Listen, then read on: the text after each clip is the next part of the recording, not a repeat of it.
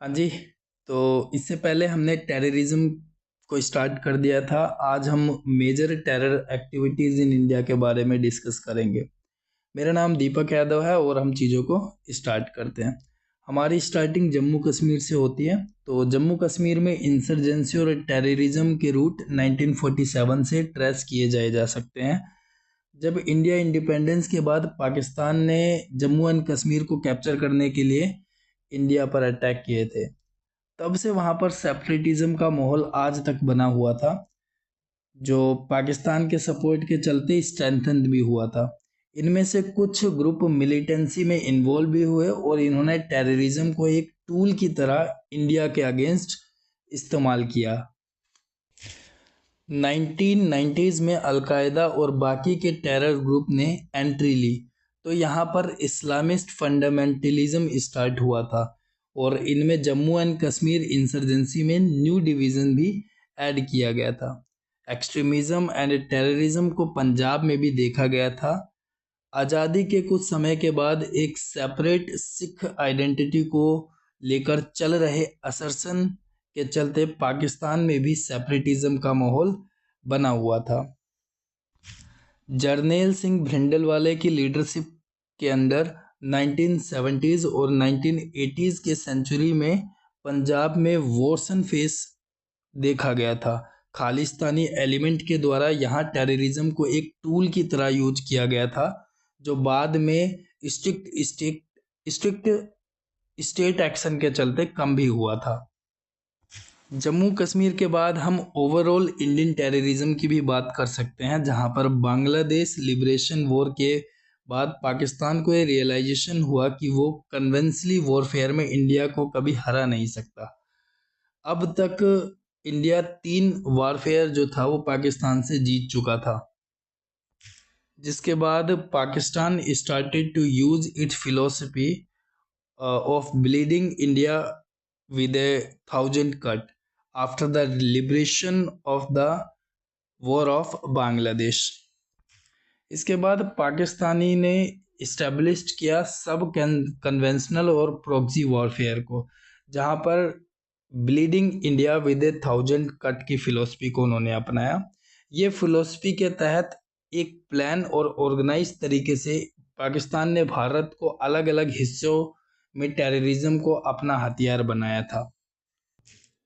इसमें 1980s और 1990s century के बीच आज के टेररिज्म की सीट एक्चुअली एक खालिस्तानी मूवमेंट के रूप में बोए हुए हैं।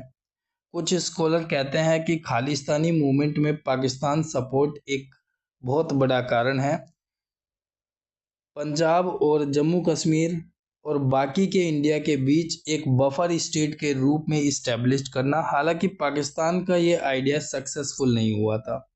पाकिस्तान में खालिस्तानी मूवमेंट के सप्रेशन के बाद पाकिस्तान ने डायरेक्टली कश्मीर को टारगेट करना शुरू किया और उसने लेट 1980s में कश्मीर में एंटी इंडिया सेंटिमेंट फ्यूल किया। यही वजह है कि जम्मू कश्मीर इंसर्जेंसी में अपना कोर्स इसी फेस में देखा गया था और इसी टाइम पे कश्मीरी पंडित का एक्सोडस भी हुआ था। इसी टाइम पे पाक बेस टेरर ग्रुप द्वारा सपोर्टेड टेररिज्म आज भी पाकिस्तान और जम्मू कश्मीर के आसपास जिंदा है। इसके अलावा इंडिया में fundamentalism Islamic organization, student Islamic movement of India, formation of SIMI, इसका टारगेट इंडिया के यूथ को रेडिकलाइज करना था। इसके बाद धीरे धीरे ये ऑर्गेनाइजेशन और भी ज़्यादा रेडिकलाइज हुआ और फाइनली इसे UAPA means unlawful activity prevention act के तहत बैन कर दिया गया था।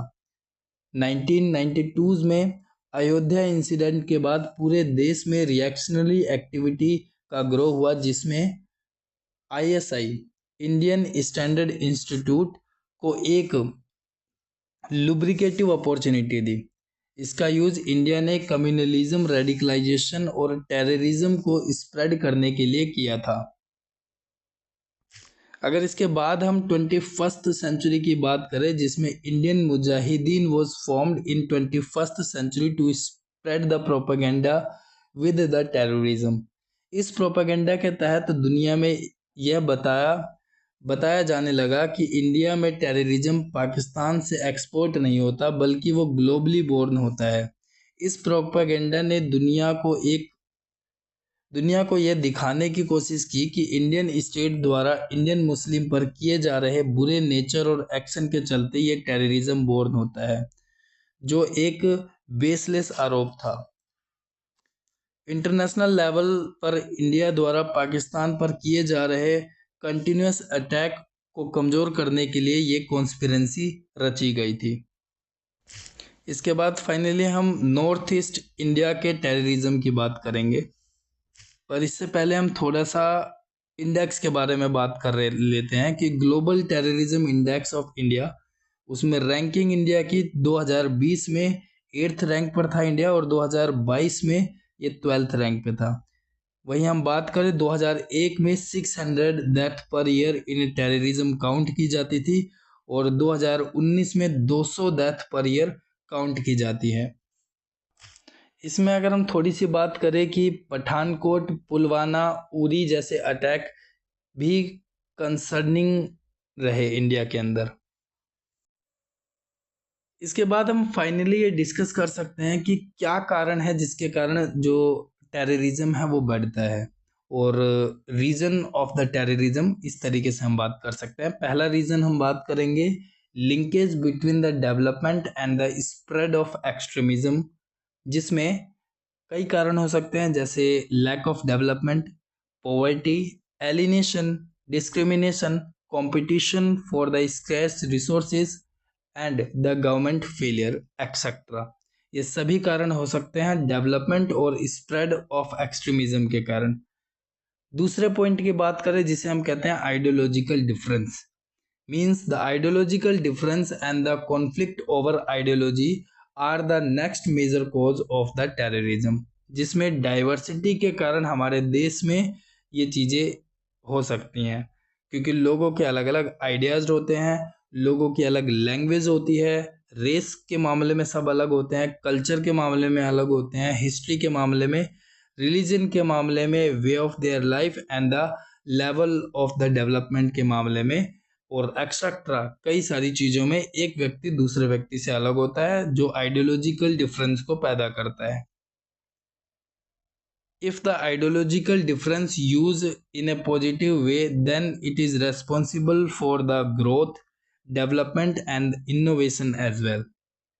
Therefore, Article 19 of our Indian Constitution जो कि बात करता है फ्रीडम ऑफ स्पीच के बारे में and the freedom of expression के बारे में। इसी में अगर हम बात करें एक्सट्रीमिज्म इंक्रीज होता है तो उस एरिया में रेडिकलाइजेशन होने के चांसेस भी बढ़ जाते हैं, और पॉलिटिकल एस्पिरेशन जो एक्सट्रीमिस्ट लीडर की होती है वो भी इंक्रीज होती है, और इनटॉलरेंसेस भी इंक्रीज हो जाती है। कई बार ये आइडियोलॉजिकल डिस्प्यूट इतने वॉयलेंट हो जाते हैं कि कॉन्फ्लिक्ट भी यहाँ पर बोर्न होने लगते हैं, और अगर ये पीक पर चली गई तो टेररिज्म का रूप भी ले सकती हैं। अगर आइडियोलॉजिकल टेररिज्म को हम डिफ्रेंशिएट करें तो इसे हम 4 तरीके से बांट सकते हैं। पहला, left wing terrorism and right wing terrorism. तीसरा, रिलीजियस टेररिज्म। और चौथा, इथनो नेशनलिस्ट टेररिज्म।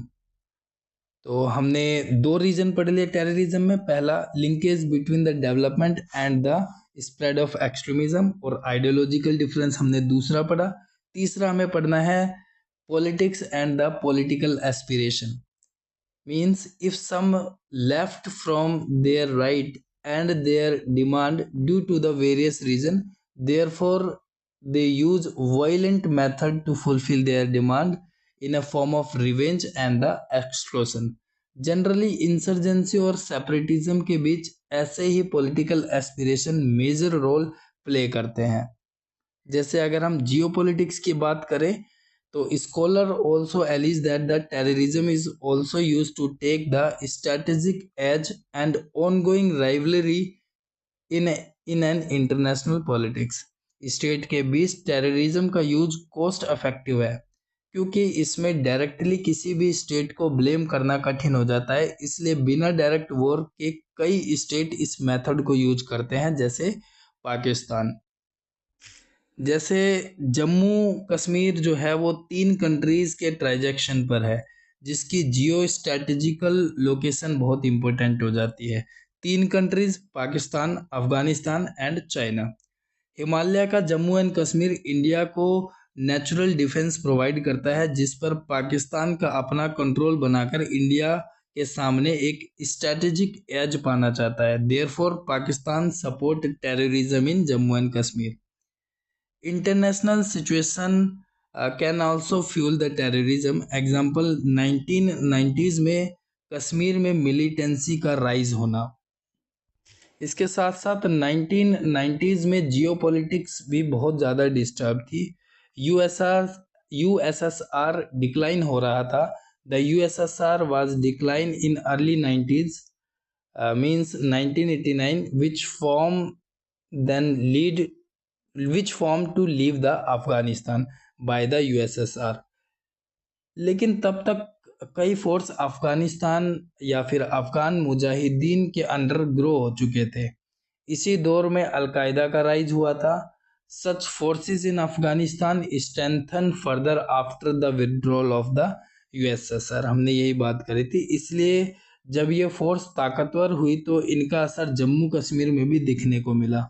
इसमें आईएसआई इंटर सर्विस इंटेलिजेंस के साथ भी लिंक थे। जम्मू एंड कश्मीर में टेररिज्म इसी समय अधिक मजबूत देखा गया। तो फाइनली हम फोर्थ पॉइंट पे आ गए हैं रीजन ऑफ द टेररिज्म में। तो फोर्थ पॉइंट आता है हिस्टोरिकल। इंडियाज पार्टीशन और independence. India is union of more than 500 princely state. Mostly princely state India में असीड कर गए। Some state like Jammu and Kashmir में कुछ प्रॉब्लम आई। पाकिस्तान ने इन कॉम्प्लेक्सिटी का बेनिफिट लिया। But finally Jammu and Kashmir sign an instrument of accession with India after the attack by Pakistan. Pakistan right now denied this instrument of accession and continuously fueling the separatist element. इस तरह से अब अफगान मुजाहिदीन जन्म को 1979 में हुए अफगान पर सोवियत इन्वेजन से जोड़ा जाया जा सकता है। नक्सलिज्म से नागा इंसर्जेंसी तक हर प्रकार के सिक्योरिटी थ्रेट का अपनी ही कुछ हिस्टोरिकल रीजंस है। Fifth point of the reason of the terrorism is geographical location.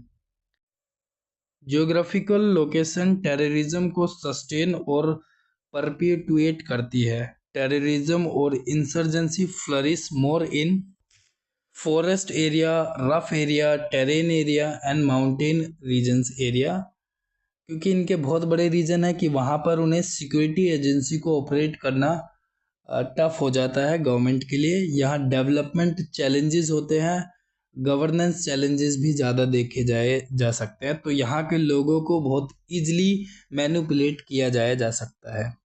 Sixth point is the porous international border also the shelter of the terrorism.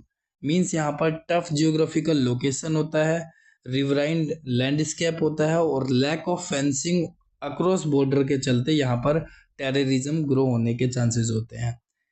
और इन सभी चीज़ों के चलते यहाँ पर illegal immigrants, illegal trafficking, infiltration etcetera भी यहाँ पर ईजी हो जाता है। एग्जाम्पल के लिए ULFA and NSCN group China और म्यांमार के पोरस इंटरनेशनल बॉर्डर के क्रॉस सेफ हेवन से ऑपरेट किए जाते हैं और सिक्योरिटी एजेंसी के लिए यहाँ पर प्रॉब्लम क्रिएट करते हैं।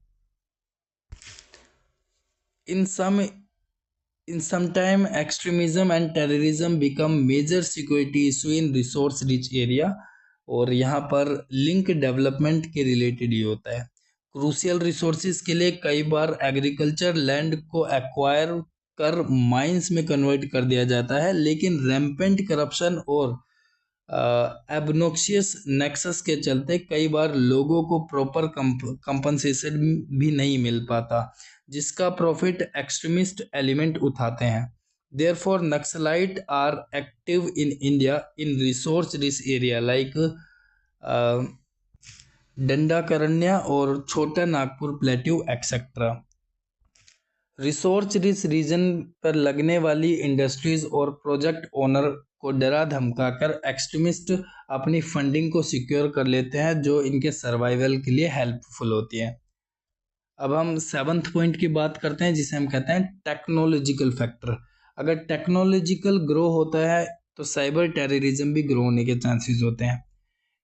In time, the internet revolution, the cyber terrorism also rises in recent year. Emerging and disruptive technology like artificial intelligence, cryptocurrency, drone and big data etc. भी टेक्नोलॉजिकल फैक्टर्स में involve है। ISI की requirement के लिए social media का rampant use होना और naxalite के द्वारा ड्रोन का यूज होना एक टेरर एक्टिविटी को जन्म दे सकता है, टेरर एक्टिविटी को बढ़ा भी सकता है। Technological challenge have some rapid expansion and scope, meaning and the ways of the terrorism as well. Eighth point for reason for the terrorism is government policies. Government policies or security for the expansion and the sustain में भी कई तरीके की खामियां देखी जाती हैं। देश में फेडरल पॉलिटिक्स के चलते लॉ एंड ऑर्डर को प्राइमरी रेस्पॉन्सिबिलिटी स्टेट गवर्नमेंट की है। ऐसे में स्टेट गवर्नमेंट से लैक ऑफ कोऑर्डिनेशन पर ध्यान देना बहुत ज़्यादा ज़रूरी हो जाता है। Terrorism is multi facilitated crime, therefore inter organization coordination is necessary, but overlapping jurisdiction और मल्टीप्लिसिटी ऑफ एजेंसी के चलते एक बहुत बड़ा चैलेंज हमें देखने को इंडिया में मिलता है। ब्यूरोक्रेटिक हर्डल्स इन्वेस्टिगेशंस को स्लो करते हैं। सिक्योरिटी एजेंसी लाइक पुलिस में लैक ऑफ मॉडर्नाइजेशन और ऑपरेटिंग प्रोसीजर एक्सेट्रा देखने को मिलते हैं। टेररिज्म के अगेंस्ट प्रिपेयर्डनेस को वीक करते हैं ब्यूरोक्रेटिक हर्डल्स और सिक्योरिटी एजेंसीज। बहुत समय से रिक्वायर पुलिस रिफॉर्म के लिए लैक ऑफ पॉलिटिकल विल ने भी इस प्रॉब्लम को एग्रेवेट किया है। हमारी cyber security capability forming stage में है। इसके चलते साइबर टेररिज्म का खतरा लगातार बढ़ता रहा है भारत के अंदर। टेररिज्म को होलिस्टिक एंगल अप्रोच अभी लैक है और एंटी टेरर एक्टिविटीज़ को रोकने के लिए गवर्नमेंट को अपनी पॉलिसीज़ पर कंटिन्यूस वर्क करना चाहिए।